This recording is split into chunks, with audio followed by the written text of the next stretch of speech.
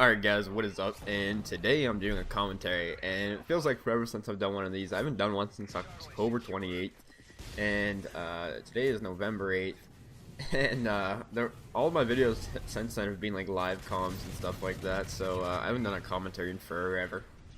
So let's get into this, and what I'm going to be talking about today is 1 year of Modern Warfare 3. It's pretty much been the year anniversary since Modern Warfare 3 released. And it's actually also the last week of Modern Warfare 3 before Black Ops comes out. Black Ops 2, I guess I should say.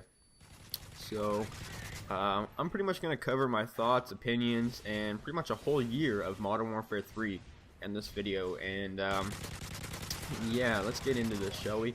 The background gameplay is an assault game with the gold FAD extended mags.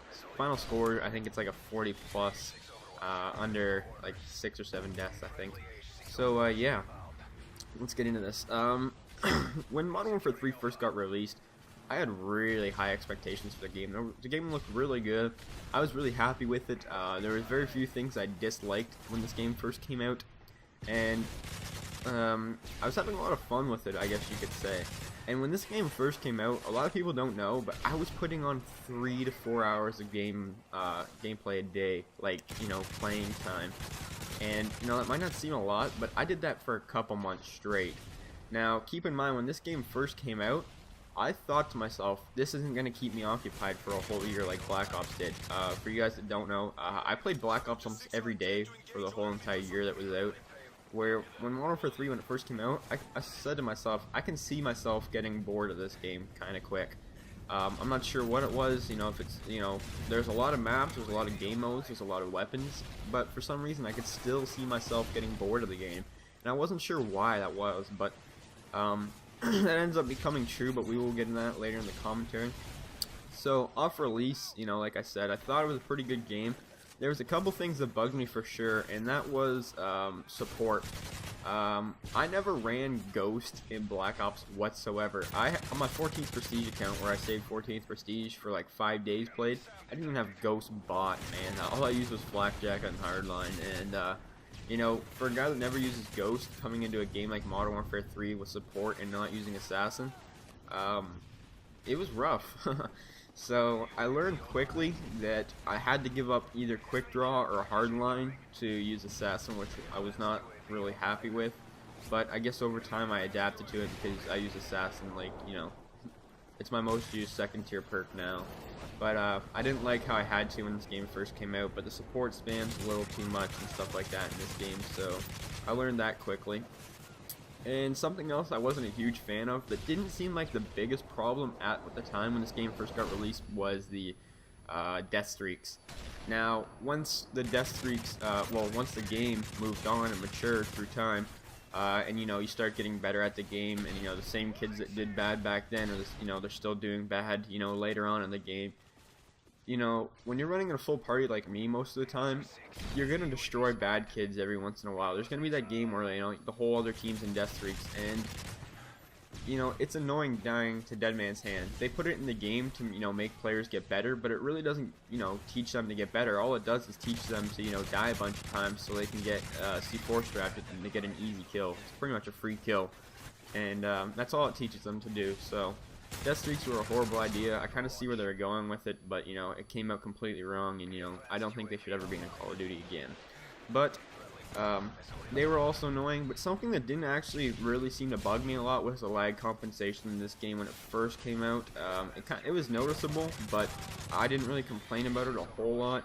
It wasn't until later on in the game when I started to say, you know what, this is a bit ridiculous, this lag compensation. You know, it's pretty bad, you know, it's not much better than Black Ops, and this is a Infinity Ward server and all that stuff, so, you know, stuff like that. Off release, there was a couple small things that were bad, but overall I was pretty happy with the game. After a little while, I did end up getting bored of this game, to be completely honest, and I used to play this game, like I said, 2 to 3 hours a day.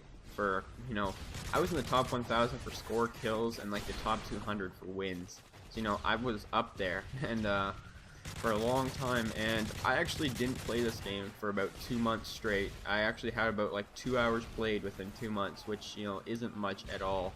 And, you know, I just got bored of the game. I got angry with the game. You know, I had enough of it, and it didn't keep my attention span. And I just, like I said, I just got bored and fed up with it. And you know, I'm playing the game daily now just because I'm getting back into the routine. I actually just started playing the game daily once again this past Monday. But yeah, I got bored of this game pretty quickly, to be honest with you guys. I have a lot of playing time, don't get me wrong, because for the time I did play it, I played a lot. But I gave up on this game, and it's something I've never done with the other Call of Duties. And the only other Call of Duties I've ever played is Modern Warfare 2 and Black Ops. So if I'm comparing this game to other games, I'm not comparing it to World at War or COD 4 because I've never played World at War or COD 4, and you know, I don't know much about them. So I know I ask myself this question a lot too about this game, is do I like it better than Modern Warfare 2? Because Black Ops is my favorite Call of Duty, but do I like Modern Warfare 3 better than Modern Warfare 2? That was the question I asked myself a lot. And the answer is, I always want to say yes, but there's some really stupid things in this game. And I would say overall it is a better game than Modern Warfare 2. Not a whole lot better, and I didn't dislike Modern Warfare 2. And you know, a lot of people didn't like this game. A lot of people didn't like this game, but I actually did quite enjoy it. I think overall it was a good game. I think it just didn't keep my attention span. It didn't have enough variety. Something about Black Ops, I don't know what it was, just kept my attention for, you know, the whole entire year, you know. So I'm not sure what about that it was. And, you know, some other things that I started to dislike about this game, which was, you know, the reason why I stopped playing about it. I know I'm kind of going on a dislike rant right now. It kind of seems like I might not like the game when I really do, but I'm just kind of cover the things I don't like. Another thing in this game that I wasn't a huge fan of was the maps. There's very few maps in Modern Warfare 3 that I like. There's very few that, there's like one or two that I actually enjoy. The rest of them are just okay, and then there's the maps that I just don't like at all. And like 50% of the maps are just, you know, I don't like, and like the other like 45% are like, you know, they're okay, and then there's like one or two good maps that I actually, you know, enjoy playing, which are like Hard Hat and Hard Hat. That's about it, really. I don't really like any other maps that much. So that's another reason why the maps are pretty bad. The DLC wasn't very great overall. I don't really think DLC is ever the greatest, but I didn't like this DLC very much. Elite definitely wasn't worth it, that's for sure. And yeah, something else that brought into this game about halfway through that, you know, I didn't mind personally, but I don't think a lot of people liked, was bringing in the new prestiges. I got reset on the PlayStation. That's pretty much why I didn't play on the PlayStation much during Modern Warfare 3's reign. I got to 10th prestige and I got reset for the token glitch, which was stupid because all I did it for was extra custom classes, which, you know, we're not getting into that. But I stopped playing on the PlayStation just because I got reset, and I pretty much switched to the Xbox, and I made it to 20th prestige. And, you know, a lot of people complained about the new prestiges, and I was going to stop at 10th again, which I did for like a couple weeks, but then I just, I was like, you know what, fuck it, I'll prestige, and I'll go to 20th. So I did that, and, you know, I didn't mind it personally, but I don't think it's really fair to the people that don't play the game enough, so yeah. And that's pretty much wrapping up Modern Warfare 3 for the year. I actually did enjoy this game quite a bit. I give it a 7 out of 10 because there's too many flaws in it. But overall, I'd say it was a pretty good game. This might be my last Modern Warfare 3 video. We'll see. I might upload another gameplay or not. I think I still have another one left on my hard drive. But anyways, guys, leave your opinions of Modern Warfare 3. I think the year went quick, that's for sure, but, you know, I think this overall was a pretty good game. It definitely had its flaws and could have been better, but, you know, overall, I'd say it was a pretty good game. Looking forward to Black Ops 2, though. I think that'll be a good game for sure. So anyways, hopefully you guys enjoyed the video. Leave a rating if you guys don't mind, and have a nice day, guys. Peace.